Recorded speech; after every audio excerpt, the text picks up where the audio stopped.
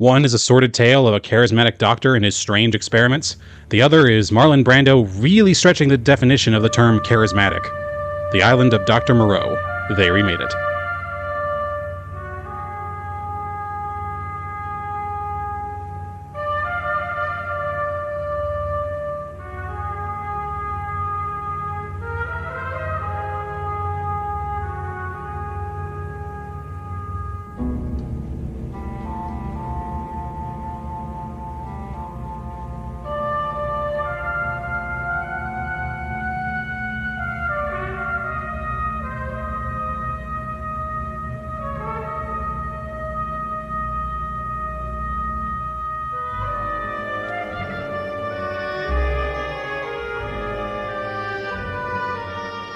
Hi, and welcome back to another episode of They Remade It. I'm your host, Stuart. And I'm your host, Jacob. Well, fuck me running if November isn't always the busiest month, just after October, and then also just after December. Are you going to give a full rundown of the year? And I mean, it's just like, there's been kind of a long-standing joke I've seen online of like, October is now just Halloween, the month, and then November and December is the longest month of the year as Christmas. I would like to petition that it is a full 92-day month called Hell. That is exactly what it feels like for me every single time, because Jesus H. Wow.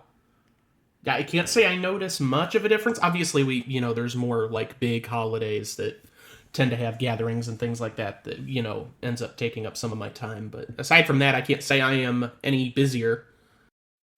In my book, my birthday is in October. My mother's birthday is in October. My fiance's mother's birthday is in October. I had to do a bunch of traveling in October already. I'm hosting people for Thanksgiving, and then obviously Christmas, which I'm going to have to at least go somewhere, at least right after Christmas, and then all the crap that's involved leading up to that date. So, it's been a bit of a time. It sounds like a bit of a time. That's not even including Sonic 3. Oh, God, yeah, I still got to figure out to come to visit you for that. Jesus. It'll probably be early January, assuming it's still in theaters. I have no idea what the fucking cycles are these days. I don't know. I imagine by second week of January, it'll be on its final. Yeah, so I'll need to try to figure out probably that first-ish week of January. So I'll try to set some time aside for that. I'll probably fly up just because, Jesus Christ, that's a long drive. But, our vacation / travel plans aside, been watching anything in this time? Not a lot.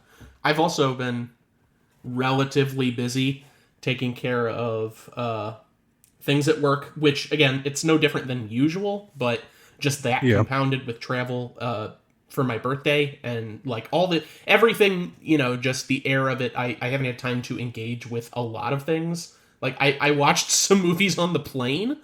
I don't have much to say about anything that I watched though, so I hesitate to bring anything up. It's not like it was god awful, but I don't know. I don't really have anything that I think is worth reporting. I'm in a weird spot. I haven't played a lot. I haven't watched a lot. Damn, that's a rare situation. Yeah, I mean, we watched a couple more things for our weekly watch thing. We had together. We had the opportunity to watch a recording of our friend Steph being in a play, so that was fun. Mm-hmm. That is a thing. Not really a lot to be said there without going into personal details, so I won't risk it. We can say whatever we want though, because we know that she doesn't listen because she gets too angry. So fair. But yeah, just imagine all of that energy you in the Jurassic Park episode. Imagine that on a stage. That's our friend. Mm-hmm. Beyond that, also, we did do Stand By Me, which is a rare example of a movie night where you hadn't seen it. Yeah. Well, I think almost, with the exception of like Alice and Neverending Story, I think all the movies I pick, I try to make sure I haven't seen them either. But it was a rare example of something that I would consider more high profile than what I'm usually showing that I hadn't seen. So I'm glad I finally marked that off of my list. And right. It was fine. It was perfectly fine. Yeah, it's the fact that it's been done to death in one variety or another doesn't help. The fact that like after all this time of like everyone basically knows the story. It's that general era of coming of age stories that are equal parts insufferable and kind of dull as dirt. It's you know, yeah, no, like honestly, I'm same boat. Don't really know what else to say about it. I hadn't seen it either, but I had known the plot basically front to back already. So Right, which is unfortunate. It's one of those instances where it's hard to give it true guff for that because it's not like it's the movie's fault. It was yeah, made in the mid 80s. Like, it's not the first coming of age movie ever made or story ever told, but mm. it did come before a lot of other things that hit the same beats. So, is that really the fault of the movie that we're just now watching it in 2024? Not really, but that's sort of where we're at. The benefit of time or whatever. The Jesus benefit of Christ. time, yes, exactly. The benefit of time, yeah. Uh, But all the yeah, if all the you've kids. I think Jerry O'Connell might be the only one that kind of got out of that okay. oh In yeah, terms of, like, I don't know, career status and everything. Feldman's had it rough, but he's like doing rock stuff now. I saw him in concert a couple months ago, and that's oh, bizarre. Obviously River Phoenix is dead, and Wheaton is kind of insufferable. So God, still trying to like capture whatever tiny amount of magic he had with the Star Trek. What little there can be said. My God, that is a fucking low point. The fact that that was his magnum opus.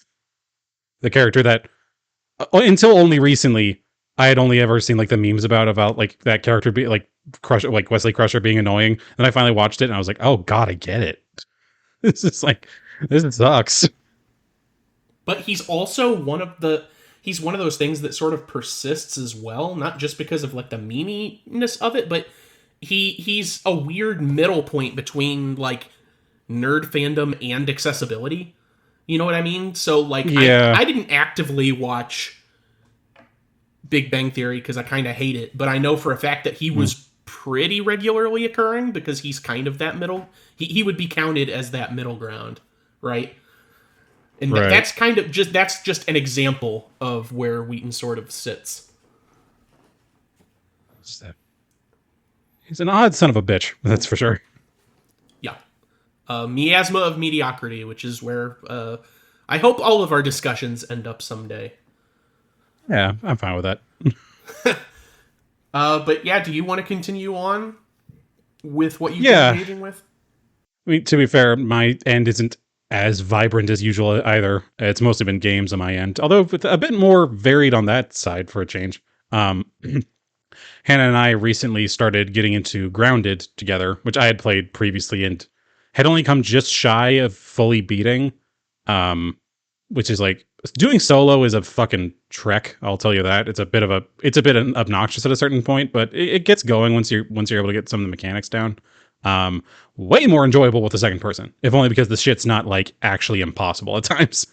Um, so that's been a lot of fun. We've been getting through a few of the major chapters early on. We're maybe halfway through the game at this point, maybe depending on where the difficulty curve goes from here. Um, I will say at times this game is complete bullshit and requires a lot from you that is really annoying. But shifting it down to easy difficulty was really everything it needed. It's one of those ones where I have absolutely zero shame of being like, yeah, the medium difficulty is bullshit. There's a few bosses where it's just flat impossible at times. So now I'm actually like having fun with it. Um, so that's been kind of a semi-nightly occurrence that we've been doing, just taking time, doing a few hours in the evening before bed. Um, the On the other end of that, on the solo experience, and also honestly the tone experience, I've been playing this early access game called Open Sewer. I don't know if you've heard about it.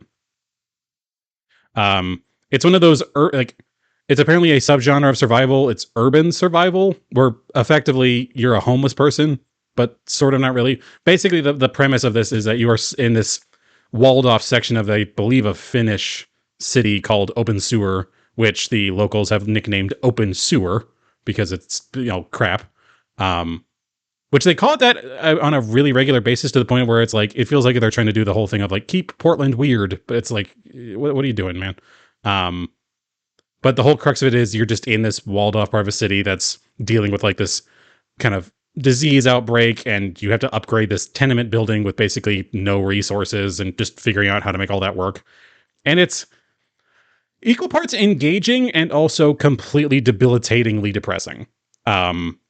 simply for the fact of it requires so much of you to be able to get anything done and to make any kind of money to get anything going to fully upgrade a building to a livable status, to the point where I'll be playing around with it and I'll just kind of be sitting there going, what the fuck am I doing? And then I'll just go do something else for a while. And then I'll still come back to it. But just that cycle keeps going of I'm in it, I'm doing stuff, I'm making zero progress, I get like one thing done, I ask, what the fuck am I doing with my life? I go and do actual life things, I get bored and I come back. Which I imagine is how a lot of urban survival games are, actually, because a lot of them are just that depressing. So it's good, question mark. Just if only because, like, you know, it doesn't fuck about with it itself. You know, it's very much, it doesn't give you any hand holding really, or it's just kind of you're expected to figure it out. It's kind of like, oh, you have to figure out yourself that you can produce, you know, sausages to sell to the local townsfolk by breeding rats in your basement and turning them into sausages. It's like, okay, didn't know that was an option, but apparently it's a thing you can do. So it's like, that's the level of game we're talking about here, where it's just like, you can basically do whatever the fuck you want, just figure it out. Which I'm not usually big on, just because I'm not creative when it comes to these sorts of things. Until I'll just be there like, well, they told me I could get this job at a call center for $45 an hour. I need $7,000 to fix my staircase, but you know, that's a start. So it's weird, and I'm not sure whether or not I'm going to keep with it. I will come back to y'all on that if that's anything. You start having fun. Yeah, exactly. Once I find the through line to fun, I will let y'all know.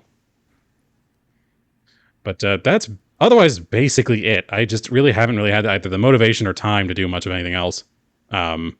Just like you said, between travel and work, and just like, you know, just life as just as a conscious effort lately has just been like, man, I just don't want to do jack. So let's just figure out what I can and just keep going. We're in kind of a weird spot near the end of the year. I don't think we're usually this sort of, hey, what can we say? Yeah, I feel like everyone can kind of be in that space lately. There's been a sort of malaise I've noticed on everything lately.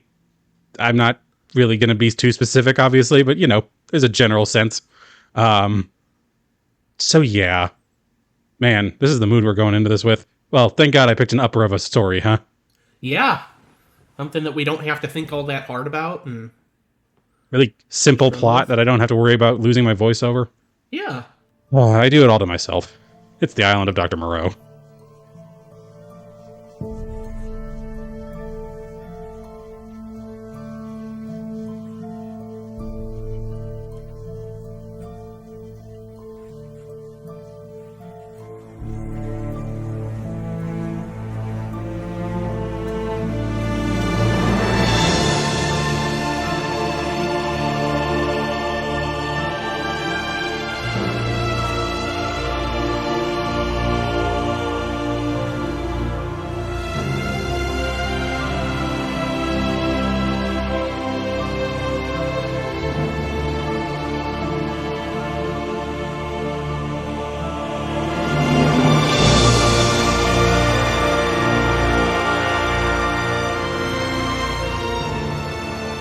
So bear with me on this one, people. These are some complex plots. I'm going to do my best. I'm lucky for the simple fact that most of at least the actor names are mostly English, and a lot of character names are at least simple, non-English names. So we'll jump right into the 1977 Island of Dr. Moreau. It is directed by Don Taylor and written by Al Ramris and John Herman Shaner. It is based on the book by the same name by H.G. Wells. Its main cast is made up of Burt Lancaster as Dr. Paul Moreau, Michael York as Andrew Braddock, Nigel Davenport as Montgomery, Barbara Carrera as Maria, Richard Basehart as the Sayer of the Law, Nick Kravitz as Mling, I think it was, the great John L., that's seriously his name here, as Boar Man, Bob Osman as the Bull Man, Fumio Demura as the Hyena Man, Gary Baxley as the Lion Man, John Gillespie as the Tiger Man, and David Cass as the Bear Man. Just in case you didn't know what we were getting into. Rolling into the plot.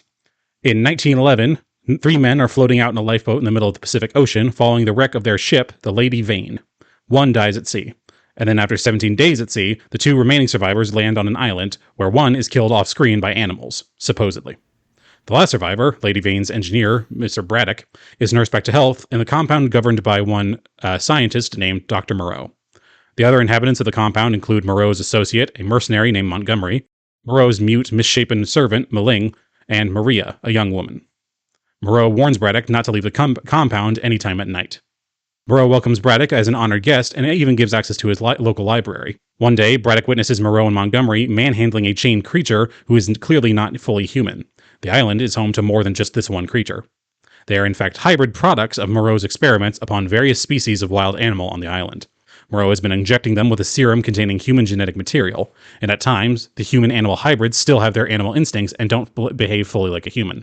This sometimes enrages Moreau, who is left feeling like his experiments have not worked out successfully.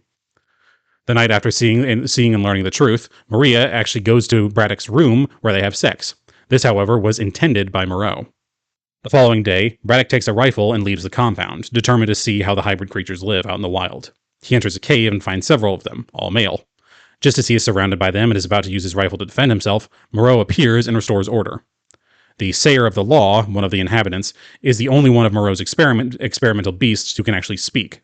Moreau calls on him to utter aloud the 3 laws the scientist has passed on to them. No going around on all 4 legs, no eating of human flesh, and no taking of any other life. This reminds the creature that they are not allowed to attack Braddock. Soon after a bull man kills a local tiger, Moreau intends to take it to the House of Pain, which is actually his laboratory, as punishment. The bull man panics at this and runs away. Braddock finds it in the jungle, badly injured, where it begs him to kill him rather than to return it to the lab. Braddock shoots it in agreement. This angers the man-beasts, as Braddock has now broken the law of killing. Convinced that Moreau is completely insane, Braddock prepares to leave the island with Maria. Moreau stops them and instead straps Braddock to the table in his lab. He then injects him with another serum so they can have Braddock describe in real time the experience of becoming animalistic. Now caged, Braddock struggles to maintain his humanity. When Montgomery objects to this treatment and threatens Moreau's life, Moreau instead shoots him. Outside the compound, the man-beasts now turn on Dr. Moreau, who has now broken the law that he expected them all to follow. Moreau is mortally wounded at the compound's gate while trying to whip his attackers into submission. The man-beasts, overpowered by their primitive instincts, go on a rampage as the Sayer of Law states there is no law. Braddock, still struggling to remain human, Maria, Maling, and the still coherent and benign beastfolk, servant women, stave off the other animals. Braddock resists killing Moreau, who instead dies of his injuries soon after. Braddock uses the corpse as a diversion so they can escape through the compound. Eventually, the man-beasts break in, and the compound is burned to the ground. In the chaos, the wild animals which Moreau kept for his experiments are turned loose, and a battle ensues between them and the hybrids. Most of the man-beasts are killed by the animals or consumed by the fire, including the Sayer of the Laws. During their escape, Maling risks his life to save his companions from a lion, and they both instead fall into a pit trap. Braddock and Maria float away in the lifeboat that Braddock had arrived in, but are followed by the Hyena Man, one of the last man-beasts standing. In the ensuing battle, Braddock kills the Hyena Man with a broken oar. Sometime later, out on the ocean, they see a passing ship, and the serum has now worn off, returning Braddock to his fully human state, as Maria instead now looks on with changed feline eyes. Oh yeah, she was totally one of the experiments. They didn't even really allude to it, but, that was kind of implied. Not least of which from the poster, where it clearly shows her profile turning into a panther. Okay, now jumping into the extremely chaotic production that was the 1996 version of The Island of Dr. Moreau, which I will probably get into after the fact, but for now.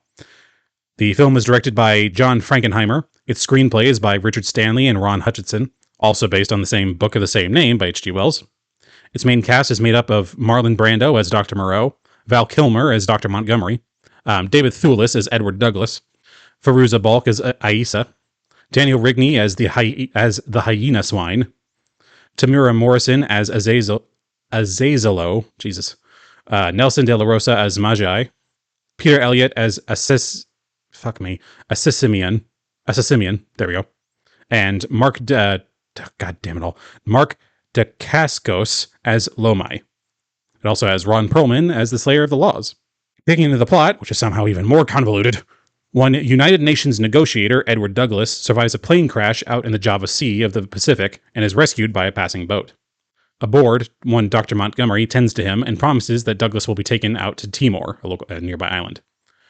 However, when they arrive at Montgomery's destination, the island of Dr. Moreau, roll credits, he instead advises Douglas to disembark and use the radio they have there on the island. Douglas and Montgomery go to the main house, where the former is warned not to wander around. According to Montgomery, Moreau vanished after becoming obsessed with his animal research. For his own safety, Douglas is locked into his room by Montgomery with little explanation, but he manages to escape out later that night. While exploring, he hears cries and enters a laboratory building. Inside, he finds incubation chambers and artificial wombs containing fetuses that are in the process of developing. He hears cries again and sees a human llama mutant give birth, with doctors attending to the delivery. Fake teats and all. It's a bit of a sight, I won't lie. Douglas, however, is quickly noticed by another doctor, who it turns out is also an animal-human hybrid. As a result, Douglas flees, finding Aissa, a daughter of Dr. Moreau's, who leads him to the village of the other mutants on the island. There, Moreau is worshipped and referred to as the Father by all the mutants. He keeps his hybrid subjugated by using a remote-controlled electrical implant, surgically placed at birth under each of their skin. Moreau introduced human DNA into animals in search of a higher form of being, incapable of harm. I should say, incapable of causing harm. That wording is a bit weird. The existing beast folk are imperfect, but Moreau claims to be close to a solution to this. Meanwhile, his son Azazelo finds a half-eaten rabbit out in the forest, much to the disgust of the apparent pacifist of Dr. Moreau, who forbids the eating of meat on the island. After learning of the rabbit, he promises there will be a trial the next day. Douglas tries to escape by boat that night, but is stopped and is overrun by humanoid rats, which is awful in a lot of ways, if not least of which for the horrible CG. At the outdoor trial, a leopard-human hybrid by the name of Lomai runs at Moreau. When the remote-controlled implant does not stop him, Azazelo shoots Molai dead through the head in front of everybody watching, much to the disgust of Dr. Moreau. His body is cremated publicly. Inspecting the charred remains, a hyena swine, and that's all they ever refer to him as, a humanoid hyena pig creature, notices the controlled implant embedded in Lomai's arm. He then feels for the same implant in his own body and is able to remove it from the bone, roaring in pain. Hyena later starts saying there is no more pain, wanting to spread the word to all the mutants. In addition to the pain, the animals are being controlled through regular drugging to prevent them from retrogressing back into animals. Hyena Swine reveals his removed implant to Montgomery, who sets the other beasts after him. Meanwhile, Douglas tries to contact the outside world, but Montgomery sabotages the radio. Montgomery's kind of everywhere at all times. It's kind of wild. Hyena Swine and his trackers, now on his side and also free of their own implants, break into the main compound and confront Moreau. Enraged, Hyena Swine says that they reject humanity and Moreau's law. Realizing that he may be in danger, Moreau presses his remote in order to try and shock the group before him, to no effect. The group then subsequently kills him. Douglas fires a gunshot, scaring the group off. Moreau's children grieve, except for Azazelo, who steals Montgomery's handgun and goes to join Hyena Swine's faction. Aissa informs Douglas that she is regressing. Her pupils have become cat-like, her canine teeth are becoming fangs, and her fingernails are becoming sharper. Douglas can stop this with a serum from the lab. However, Montgomery has gone completely insane and is starting to impersonate Dr. Moreau, and in the process also destroyed the serum. Moreau was planning to use Douglas's DNA in order to stop Aissa's regression permanently, completing his experiments. I'm not really sure why it was his DNA specifically that was important for it, other than his own or Montgomery's, but whatever. Azazelo leads the mutants out to the armory in order to get more guns. They eventually take over the island, keeping hostages. Montgomery has now lost his mind and is promoting complete hedonism among all the mutants. Drunk and high, he sits in Moreau's former throne and is soon after killed by Azazelo while watching a mutant orgy happen before him. Hyena Swine's group continues to rampage throughout the island. Azazelo hangs Aissa before being executed by Hyena Swine, having now outlived his usefulness.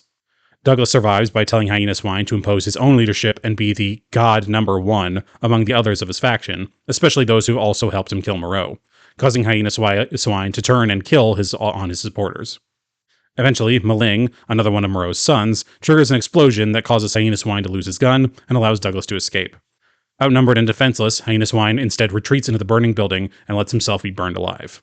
The remaining peaceful-minded mutants see Douglas off, who leaves in a now-built makeshift raft. The hybrids now want to return to their natural state of being and are in favor of completely ending Dr. Moreau's work. So all of that was basically for nothing for our good Mr. Douglas there, but whatever. Hyena Swine is a terrible name. They could have called him Frank and saved us so much headache. he could have been Molai. Like, they had a named character who basically had no fucking screen time, but they Yeah. gave the major instigator no fucking name. It's what? Why? Yeah. Lo Mai, which is like the cheetah thing, full name, barely any screen relevance. Hyena Swine, uh, Basically, the main antagonist. I was gonna say main antagonist, maybe. Montgomery's also an antagonist. I don't know. There's like 3 antagonists that also are antagonizing Yeah. each other. It's yeah. Anywho, Yeah, Jesus Christ. we'll do a bit of full circle here.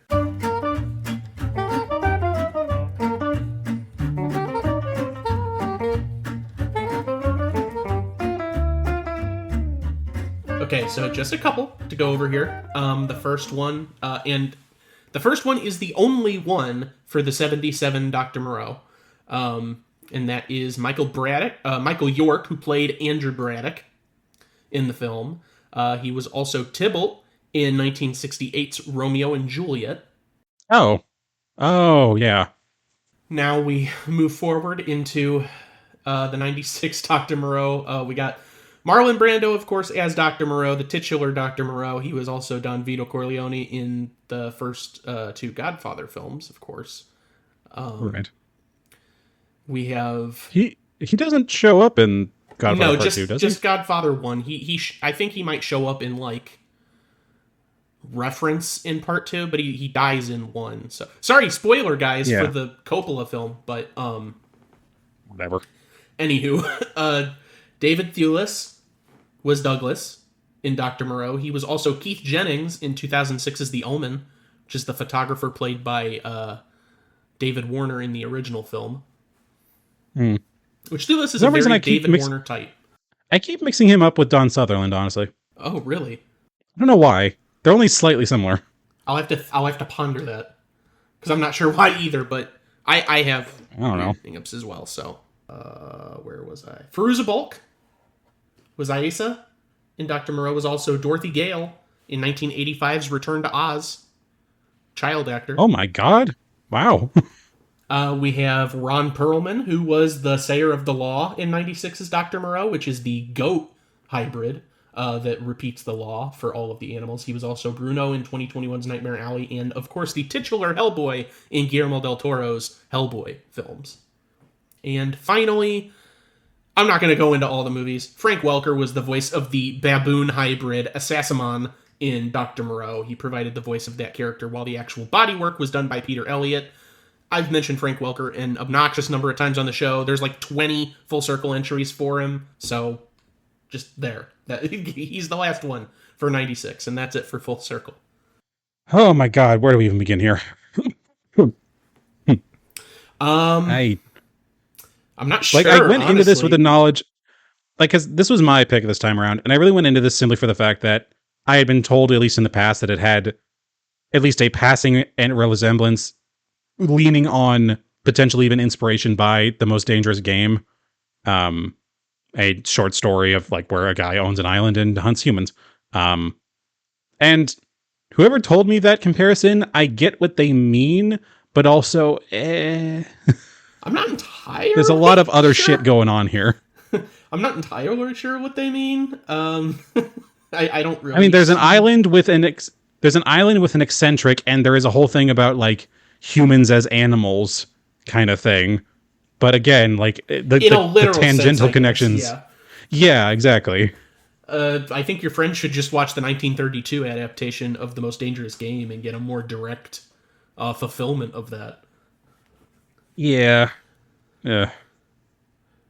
Yeah, I didn't know that this is what we were getting into, because holy crap. So I had not I'll let seen... you have your initial thoughts first, yeah. Sure, I hadn't seen either of these, but I knew exactly what the story was just from years of media inundation. It's the same reason I know plenty about all these other properties, movies, books that I have never actually engaged with. So I was aware of a lot of the beats. I was also already familiar with the troubled production history of the 1996 John Frankenheimer film well before watching it, so I already knew what I was getting into from years of media essays. That being said, just as an initial sort of laying things flat, I did not expect to enjoy the 96 movie as much as I did. Oh yeah, for sure. That I I feel was like having needs a to be said ball. right out the gate. I It was wacky and I loved it. It was so stupid in the best ways. not not the And least of which I think the main reason for that for me is probably just Brando's performance, because he's clearly the only person that cares to be there, because yeah, he's true. the only person that is getting his way most of the time and everyone else looks Yeah. miserable. And that's kind of funny.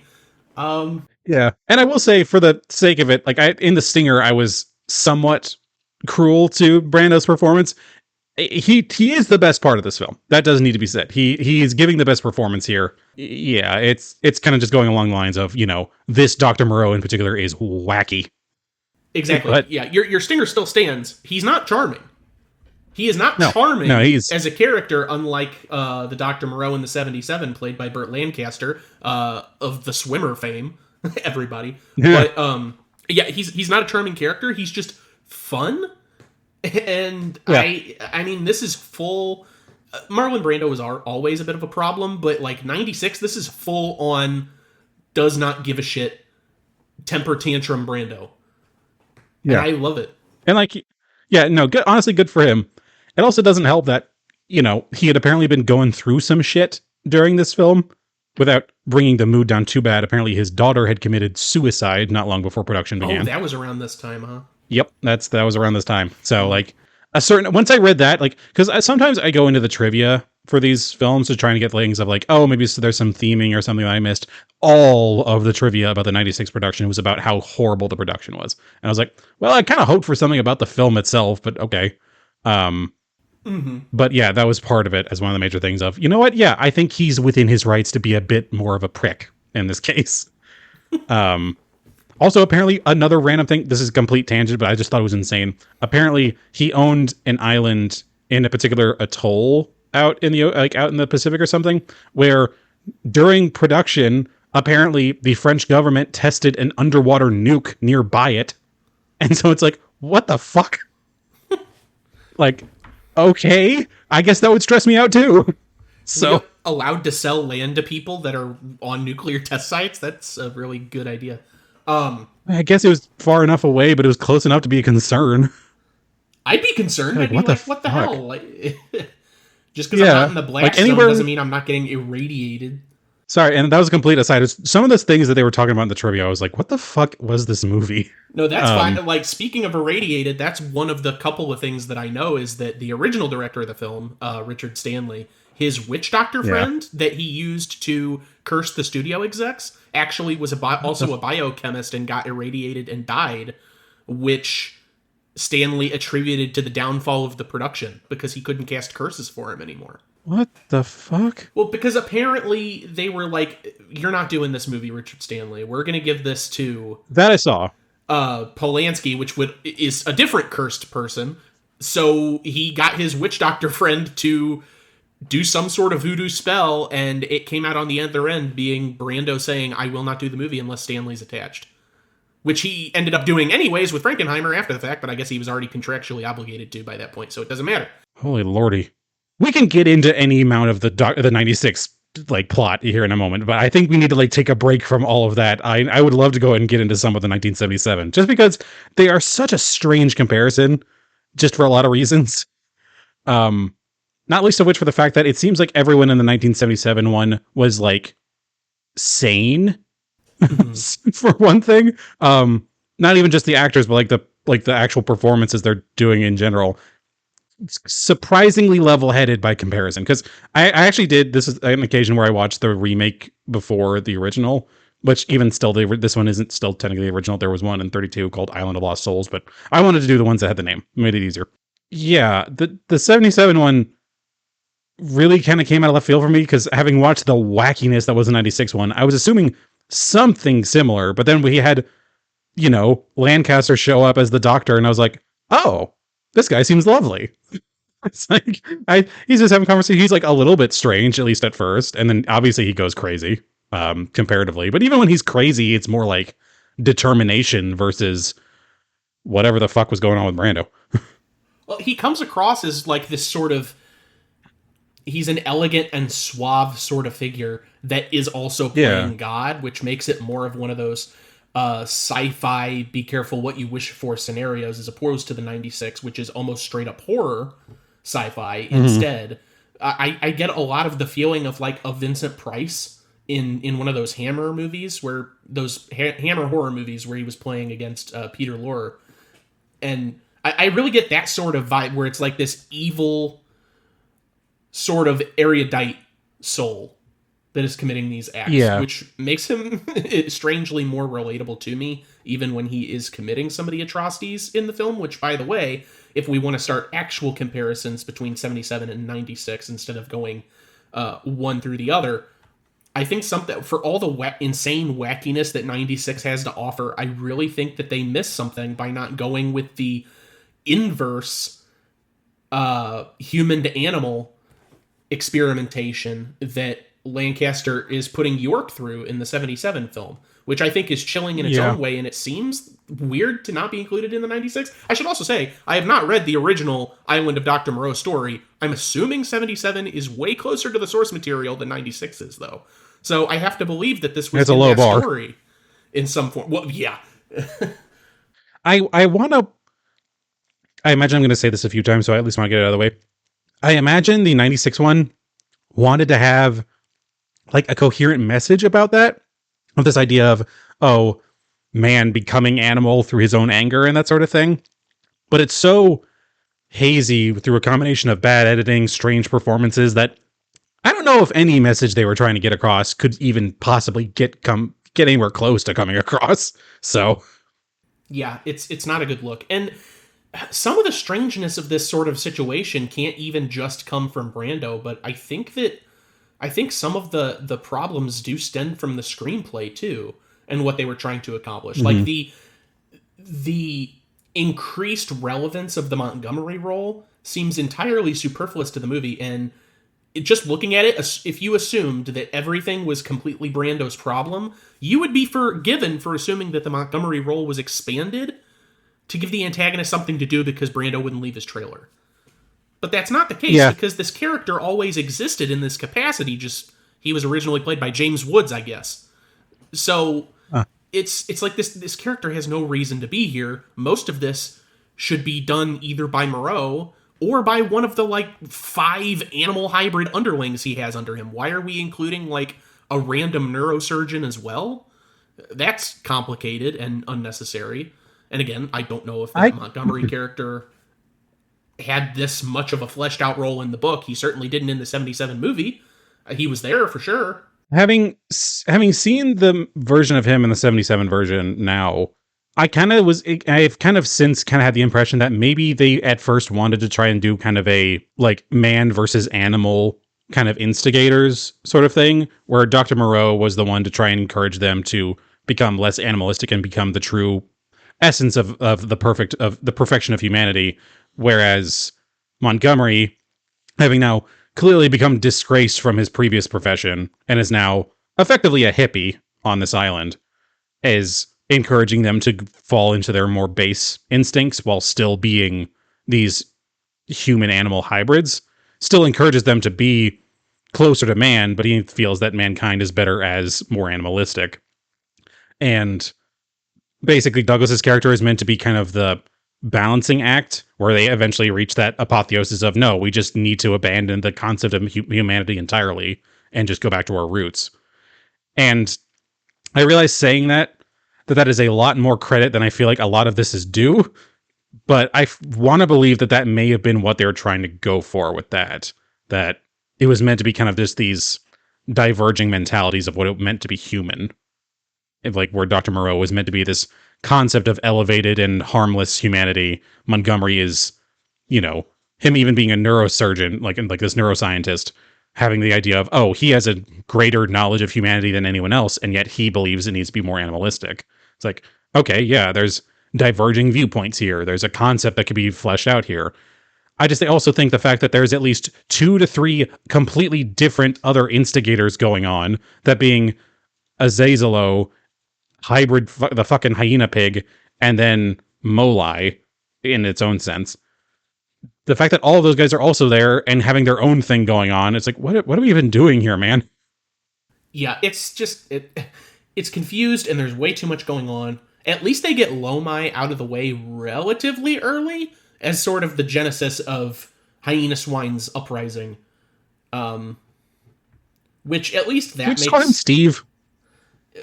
we can I was trying to call him Frank earlier. We could call him Frank. Sorry, that's what you said. Let's go with Frank. I like Frank. Let's just call him that because I don't want to keep saying Hyena Swine because it's stupid. Hyena Swine is now Frank. Everybody.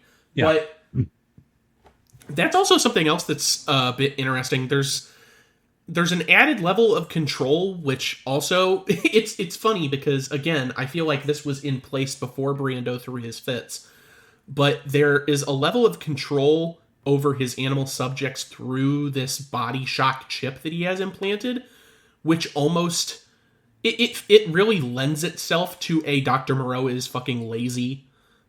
Like he doesn't want to get up from his chair, his throne, so he just flips a switch, as opposed to Burt Lancaster, who is actually out riding on his horse. He still has his henchlings like Montgomery to actually take people to the House of Pain for further, experimentation and tampering. But he's getting out there. He's getting into the work. He's not just complaining about how he seems hot like he's it is actually and occasionally looking in a microscope. Yeah. Or doing a thing where he has an ice bucket on his head, and I shit you not, this was a piece of trivia. Again, another aside, but it's worth saying. At one point, Brando has an ice bucket on his head, and he's having ice water dumped into the top of it to cool him off. At one point, he convinced either the director or the shooter, or whoever was doing it that day, he convinced them that secretly Dr. Moreau had hybridized himself with a dolphin and needed to wear a bucket on his head in order to cover up the blowhole. Which it's funny that they went that far. I have a feeling that part of it was just like, well, maybe it'll give Fairuza Balk something to do, and I don't know, it is kind of hot out here, because he also was like, at the end of the film, it should be revealed that he was a dolphin hybrid this whole time. And Frankenheimer's like, no, we're not doing that. But it's funny because that whole ice bucket scene is my favorite scene of the movie, because we get a lot of, I don't know, I know Brando had an earpiece throughout this whole thing because he wasn't fucking reading scripts at this time. He had to have. And so his acting is what you could barely call acting for most of this, but he seems really genuine in the scene, probably because most of it is him complaining about the heat, and it actually was hot. But he has like a really touching moment with his pseudo daughter here, played by Fairuza Balk, and she's actually pretty convincing too, whereas most of the time it seems like she doesn't want to be there. I don't know, it almost had me feeling something for this fucking asshole. Yeah, it's wild. Like, I was like, why didn't we get more of this? Like, we have a few scenes where he sort of connects with his pseudo children, including the very small one, which was a whole thing. But it's like, it just seems like a very sweet moment between these two actors. It's like, oh, wow, actual heart in this movie. And then it proceeds to have Dr. Moreau die off a full 30 minutes before the end of the film. At least. Like what? I don't know. I know he obviously is killed in the original as well, but at least it's not that far out. Like, there's entire plot points that happen after fucking Moreau's death in 96. Like, what the hell are we doing here, man? There's this whole thing where Montgomery takes control, and Val Kilmer is doing a very strange Brando impression. He's like doing an impression of Brando from 20 years before 1996 Brando, which seems very odd. And then he also dies almost immediately, so he barely has plot relevance after that too. So that is pointless. Yeah, he just kind of initiates his hedonistic lifestyle thing, and then he just sort of dies, and then it's Azazel, who then soon after immediately dies after killing very brutally the friggin', shit, I just lost her name. The Fairuza Balk character, Aisa. Like, that one was honestly surprising. The fact that he just straight up kills her. I was like, oh, I thought we were going to have another thing where, like, she gets to escape or, like, something. But no, she's just out. Okay. That was... There's a lot of just very abrupt, very abrupt and, like, unnecessary deaths in this last third, where it just goes, okay, Moreau's dead, Ice is dead, Montgomery's dead. Now all we have is the fucking guy who we have to be calling Hyena, the friggin' Hyena Swine, who shall henceforth be referred to as Frank. Like, that they killed off all the most interesting characters for some reason, and then we just still have Edward Douglas kind of just being weird there. Like, in the end, he doesn't really contribute to anything in the end other than just getting Frank to turn on his supporters. And that's about it. He didn't just fucks off after that. That So, really is kind of the only thing that he does. Had he not shown up, all of this probably still would have happened, because yeah.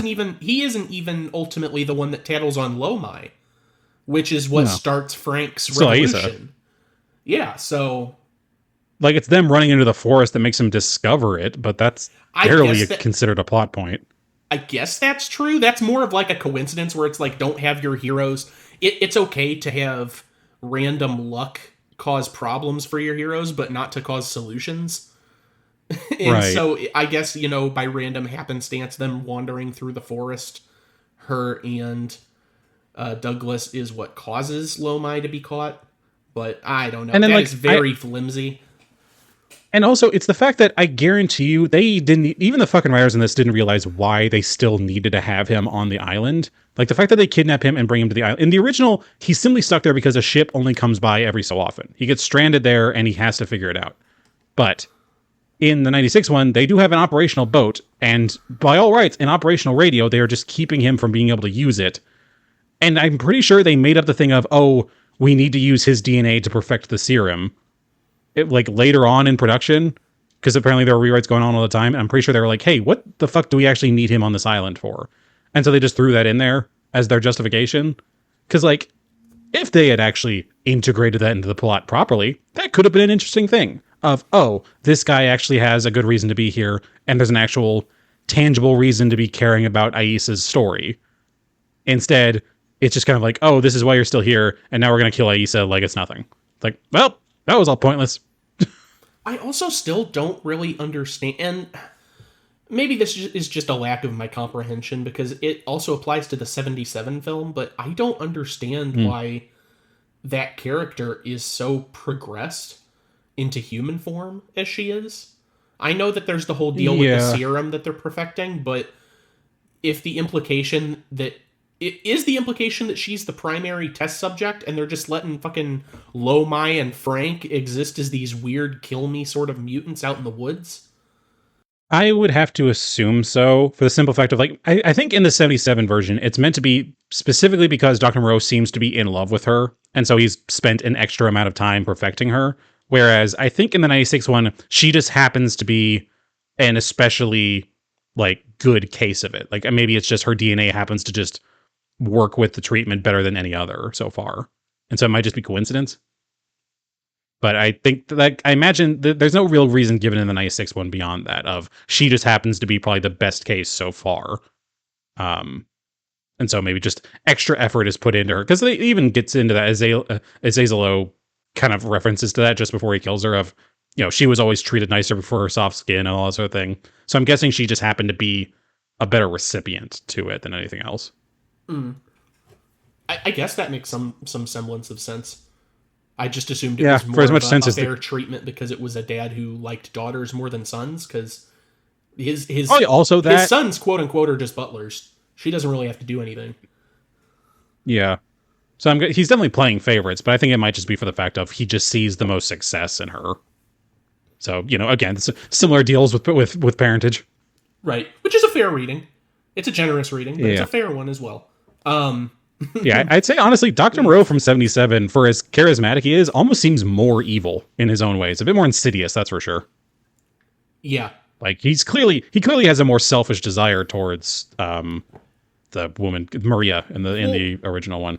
There's the romantic desires. Like I said earlier, he's not like lazily pushing a button, which is more of a hedonistic quality. He's actually getting out there on horseback, almost like he's a sad to say, but almost like he's a plantation owner, scolding everyone beneath him. And I mean, he already has like this sort of look about him as well, that I would attribute. I think that was deliberate. Like that. Yeah, I mean, I could definitely see that. And again, something that I really wish was in 96, but the experimentation of converting man to animal as well, which we can only assume that similarly to how all the animals will revert after their treatments, Michael York will also eventually go back to himself after he leaves the island. But that's still like horrifying. It's really sad. He's forgetting shit. He's like, I don't remember. It's horrible. And I do think it's meant to imply that he is fully better at the very end, like when we then also see Maria's eyes change, that his serum's worn off, but then that also means her serum is worn off. Um, and so I think it's meant to be kind of like that horror cliffhanger of like, whoa, it's like, what are we going to do with this animal? It's like, well, so eventually she's going to turn back into like a panther or whatever. And then that's going to be that. And she'll probably be put down because, I mean, at the end of the movie, they're clearly flagging down 2 giant ships. So it's not like he's going to be alone on her in this alone with her on this little dinghy. So I'm sure he'll be fine. Yeah. Unless they're like bunking together. I don't know. Even then, like, they're going to see her eyes and they're going to be like, whoa, Devil Woman. It's 1911 and we still believe in that shit. Now, there's no good ending for her, sadly. No. It's unfortunate to say. You know. And I worry that we've talked so much about the 96 one that there are a fair bit of things to be able to go into the 77 one, but God, they're so minor in comparison to just any aspect of 96. It's the fact that this is like not a movie review podcast, it's a movie comparison podcast. Like, yes. 96, I don't know. I feel like some would say 96 is so bad that 77 is like the Citizen Kane of this sort of genre in comparison.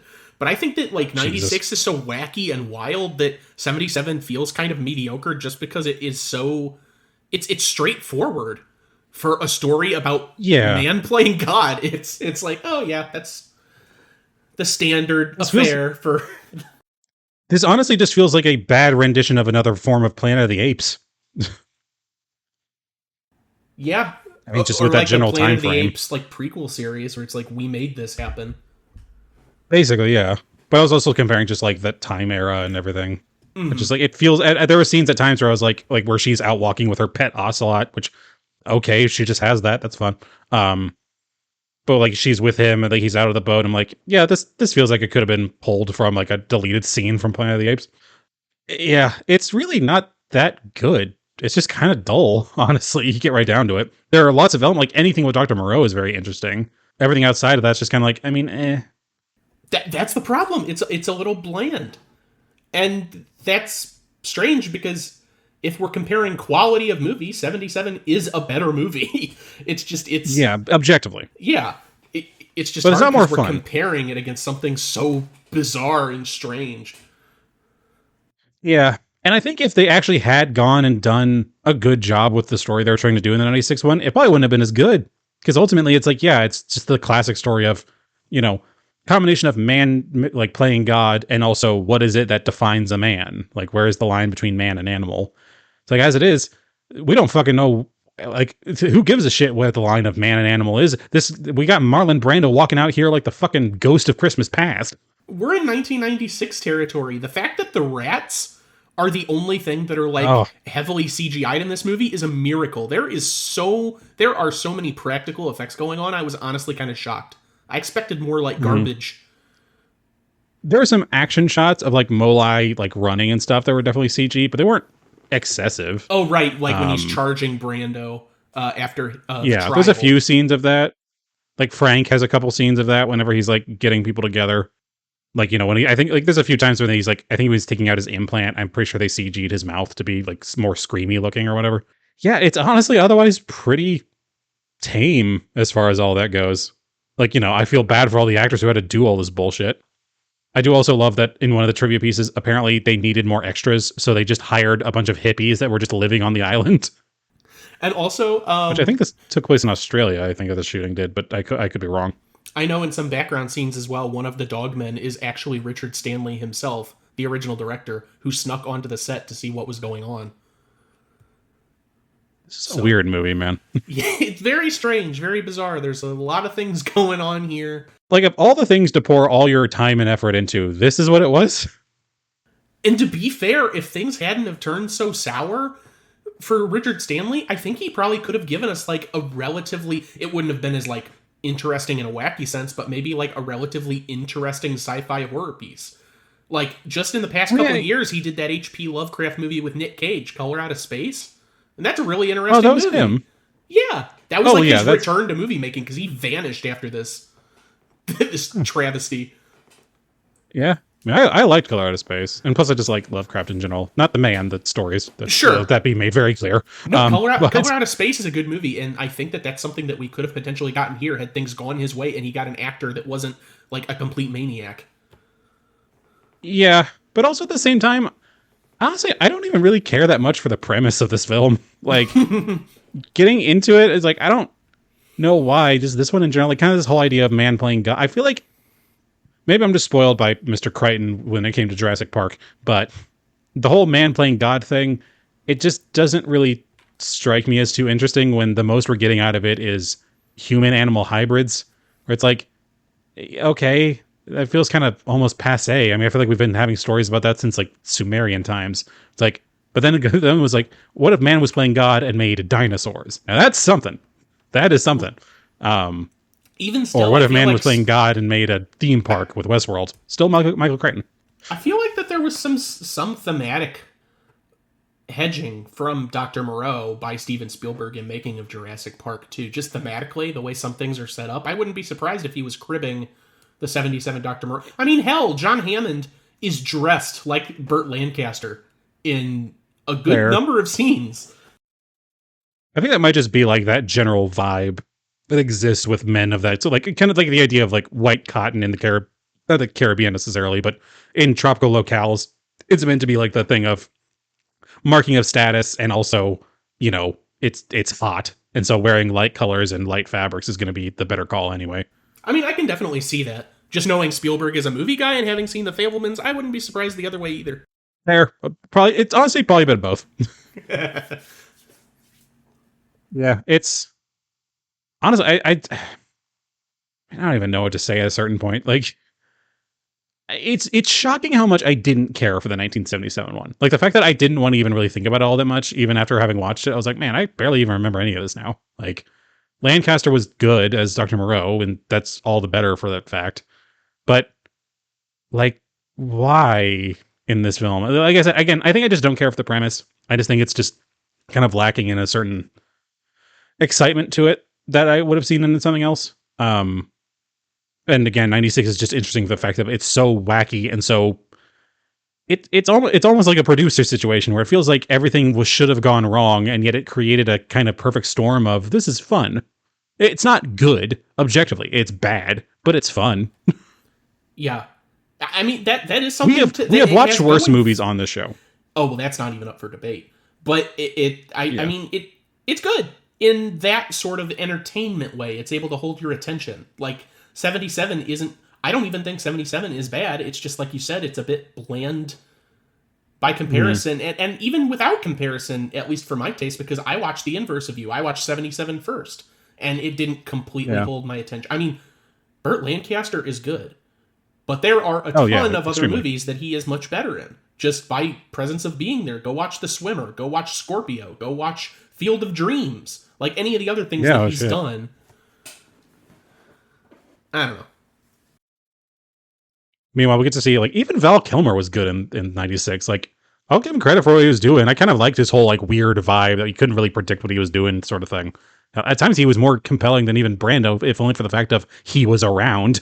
And this is it's such an interesting flavor of Kilmer too, because this is the same time as Batman Forever, which is Yeah. just a very different Val Kilmer performance. I think 96 Moreau was filming at the same time as Batman and Robin.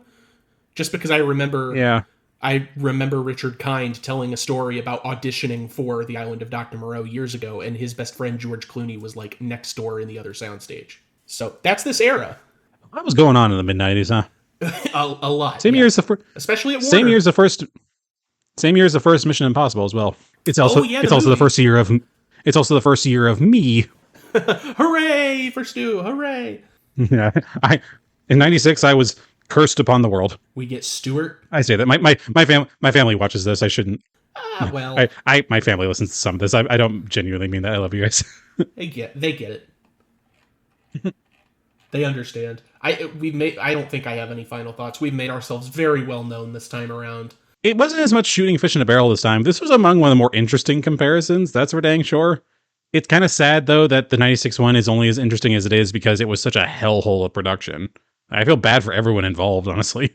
Rip to that mystical warlock that Richard Stanley was using. Rest in peace, guy. That still feels like one of those like Hollywood myths, but I fully believe you in this case. It's not like I just made it up. I mean, just like, I'm sure it sounds like something that someone had made up, but all the other shit I've seen about this film, I'm like, no, I can fully see that. I mean, if Why you is it that feels like anything that was Marlon Brando just like a trickster spirit that just brought weird shit with him wherever he went? It's really every time I see him in any production, there's some amount of insane bullshit going on with the production. I mean, maybe, but also if you have seen a picture of Richard Stanley, he looks like the guy that would go to a psychic medium and hire them to follow him around. Okay, fair. He looks like a heavier Voltaire. Okay, that's incredible. That's all I need. Did you hear that? Heavier Voltaire. What the fuck? I can't follow anything up with that. I'm trying to think. I'm trying to think of a question because this one I feel like deserves a question to it, but I couldn't for the life of me think of one. Like, my God. I mean, something that I was certainly thinking about when watching the 96 version is, I think it's season 14 or season 15 of The Simpsons. They have a Treehouse of Horror segment called The Island of Dr. Hibbert, which is essentially Dr. Moreau, but, with Simpsons characters. And instead of animals into humans, the entire premise is the other way around. Dr. Hibbert is taking people from Springfield you're familiar with, and he's turning them into animals. And that's all I was thinking of during the 96 watch for a good chunk of it, when I wasn't completely bamboozled out of my mind at what was happening on screen. Right, yeah. But that sort of posits, like, if you were in that sort of reverse Moreau situation, what kind of animal do you think that you would be? What would be most fitting? Well, if we have any furries in the audience, I'm sure they're dying for this question. As far as one I think I would become, I'm not positive. I would assume maybe like some sort of bird, like just some sort of like benign bird of some kind. If I had a choice, I'd say beaver. I'd fuck with that. I'd be cool with beaver. You'd do Timberborn, but real. Oh yeah, for sure. Like, I love beavers. I hesitate to ask what you think I might turn into, simply because of I don't know where the fuck that's gonna go. I mean, honestly, I think that bird is a really astute... I don't know what kind of bird, but I think that's a really astute observation about yourself. Because I can totally see that. I would imagine maybe like a blue jay or something. Nothing like insane, like I want to be a falcon or something. It's like, I'd probably just be like a pretty normal bird. Yeah, I could see like a heron, like some sort of water bird. Oh, okay. I can see heron. I could see that. I can perform the bird and the boy and the heron. You can make it good. Yeah. Oh my God. Better. I'll say that, better. Robert Pattinson. I thought it was fine. It's kind of forgettable, honestly. Very forgettable. But honestly, yeah, no, I can see heron. I'm good with that. Obviously now you gotta answer this question. Oh, well, sure. The combination of what do you think you turn into, what do you want, and then what I think you would be. I really do. I don't know exactly, but some sort of marsupial comes to mind, like a wallaby or a wombat or something. Fair. I don't know why that's immediately where my mind goes, but it would be nice to have a pouch that just everything goes in, and I can hold things. It's like my own personal pocket. Is that what you think is that what you would want, or what you think you would be, or are they the one and the same? I think they're kind of one and the same, just because of how general I made just marsupial in general. That could be a number of different things. For some reason, whenever I thought about it, like, I don't know how you would take this. I kind of thought chipmunk. Chipmunk, like little chipmunk. I can just kind of see that. I know you're not like necessarily like the frantic type for that sort of thing, but honestly, I could see that. No, sure, that seems pretty chill. I guess squirrels would be like the frantic one. So yeah, I think chipmunk or something in that general genus, or in the idea of marsupial, maybe a possum. You know what? I would love possum.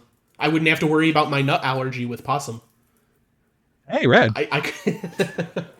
I'll live with that. I could see possum. Yeah.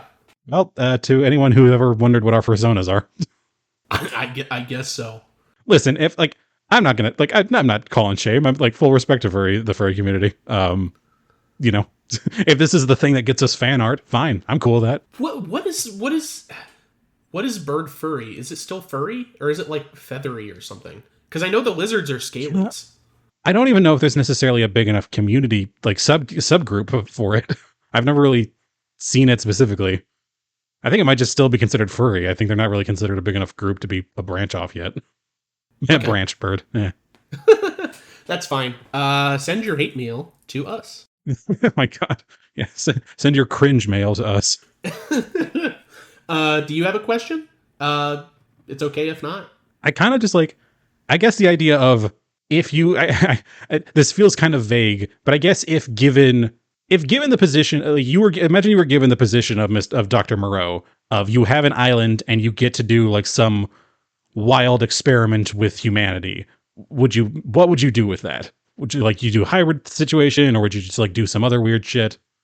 Would you just go, full most dangerous game? Like, if you were rich eccentric with your own island, what fucked up shit would you do to other humans? Would you Tom Six it and make some human centipedes? Yeah. I don't. I mean, do you have an answer for this? I would hybridize them with cars. You just make Disney Pixar cars, but real. Okay. I am the thing that causes the cars to take over the earth. Just, that, or like I'm just trying to create a roundabout way of creating Transformers, because like, that'd be funny. I'd probably do a lot if this is a situation where it's like it's not like will you or won't you. It's like you will. Just what is the will that you will do? I guess I would do. Yes. If you were insane like Marlon Brando, it would probably just be a lot of experimentation with like power generation or power consumption. Even just is there an efficient way to generate some form of electricity through humanity aside from the standard fare of like running on a treadmill or a giant hamster wheel? Like actual experiments for like, is there like a halfway point between people pushing a giant wheel and setting up batteries in the Matrix? What is the halfway point between those two things? Like a comfortable middle. I could see myself devoting my life to that if I had infinite resources. Like seeing if you could turn a human being into a generator, basically. Yes, without interrupting life as much as possible. I mean, since I am full Dr. Moreau, right. I'm interrupting these people's lives because I gotta experiment. But the end goal is to not have to inconvenience regular people. Gotcha. Fair. Like if someone could just plug a plug into themselves. Yeah, sure. Something like that. Man, that's a surprisingly verbose answer compared to mine. It's like I was expecting like a genuine, because like I could actually see some fucked up story like that. Like that's another one of those like short stories you learn in English class where you're like, what the fuck is this? It's like the lottery. I mean, I'm Dr. Moreau the second experimenting on these things, and I finally figured out, and then when I die, you're Dr. Moreau the third, and you're like, okay, we have infinite human power. Now my human cars can run on, by themselves. We don't need fossil fuels. Next step, Optimus Prime. That is the end result, is the Autobots, because the Decepticons, they're coming. And we've got to get obviously. Ready. Will they be produced from my own actions unintentionally? I mean, I don't know, probably. If it's a good sci-fi story. I've seen Transformers 1. I've seen Transformers 1 and a few of the older cartoons. I know what goes down. You've seen Transformers 1? Oh yeah, I guess I didn't talk about that one. No, you didn't. I saw it. Yeah, shit. Sorry. Well, to add to that, I was able to rent that not too long ago just because I was bored at work. I was like, oh yeah, this looks fun. It was pretty good. I didn't care for Chris Hemsworth as Optimus, but that's just me. Okay, well, maybe you could talk about that next time. We'll see. That honestly, that was the extent of it. I'm not the biggest Transformers fan in the world. I just kind of liked the concept. So like, it was fine. Fucking whoever the guy, like either Key or Peel that was playing Bumblebee, that was annoying. But otherwise, thought it was fine. I can't remember the last time Peel actually acted. Yeah, that's true. Yeah, it'll be Key. I can't remember his. It's like Michael or something. I don't know. Whatever. What was I talking about? Oh yeah, Transformers and Cars universe. Whatever. Bumblebee and that's it. Oh, okay. Scarlett Johansson is the one, the girl, and everything. Anyway, it was fine. I don't really have a lot to talk about. I think that's why I forgot about it. Okay, fair enough. Yeah, no, totally forgot where I was going with this. Weird Islands. Yours is like I said, yours is a better concept than mine. I think they can play off of one another. Hey, I am your second. You have your experiment going on one side of the island, and I have mine. All of your like the ones where all of your failures, I just take. I'm like, okay, I can do something with this. This is enough for a carburetor. This is getting surprisingly fucked. Let's go ahead and move on. Yeah, we'll go into socials. But no need to delve further into our own psyches. Go ahead and subscribe to us on any of your favorite podcasting platforms. Leave a review, leave stars, hearts, whatever the platform has you leave. We are on things like Apple Podcasts, Breaker, Podbay, Podomatic, Stitcher, iHeartRadio, YouTube, and we're hosted by Spotify for podcasters. Send us an email, theyremadeit@gmail.com, with suggestions for future episodes, things you liked about this podcast, things that you don't like about the podcast. If you just want to say hi, if you're going to build car-human hybrids of your own, if you want to describe what animal you would be in this fucked up situation, we'll go, yeah, that's totally you, without ever having met you before. We're yes men. We're fine with that. I am very agreeable. And speaking of agreeable, social media. Everyone's agreeable in social media. So follow us at It Remade on Twitter/X and theyremadeit.bluesky.social on Bluesky for updates on when podcast episodes are going live. Full circle diagrams I put together regarding folks that we've talked about on the podcast more than once. Potential movies that we could cover on the podcast in the future. And then promo art and posters for what we've been engaging with, such as movies, TV shows, games, books, comics, whatever the hell, on the podcasts in the week between recordings. And that's it for socials. Fantastic. It's hey, Blue Sky is getting a big surge of popularity lately, so it's cool to see. It got a pretty not our account specifically, but just people in general. It got a pretty big bump, and I've been seeing a lot of activity on our account that's sort of reflective of that jump. And we can only we'll see if it lasts or if it'll die out like Threads did. Yeah. The benefit here is that it's basically exactly the same as Twitter, so it's like, it's pretty seamless. So I'm guessing most people will stick around. Yeah, it looks almost identical. The interface is remarkably similar. So I'm not on social media anymore, so I really couldn't give half a shit. A big diversion from last episode where you said that you were involved in social media more than ever. Well, it is still technically more than ever. It's slightly more than not. Perfect. Yeah, it is from 0 to 0.1. What a leap. That is I don't know what percentage of increase. 100%? I don't know. As always, I am your host, Stuart. And I'm your host, Jacob. I'm gonna go take some medication. Oh. Night.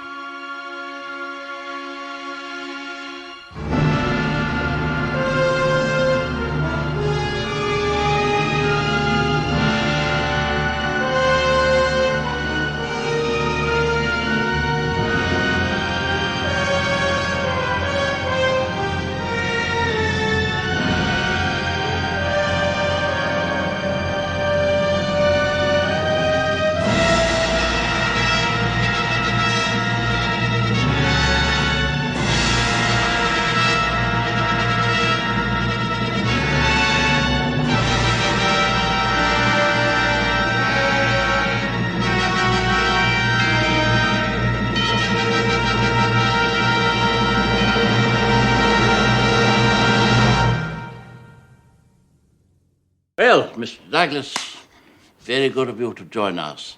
Oh, please tell me, is the devil still pursuing you? Well, perhaps you could explain to me what you mean by the devil. You seem to be on terms with him.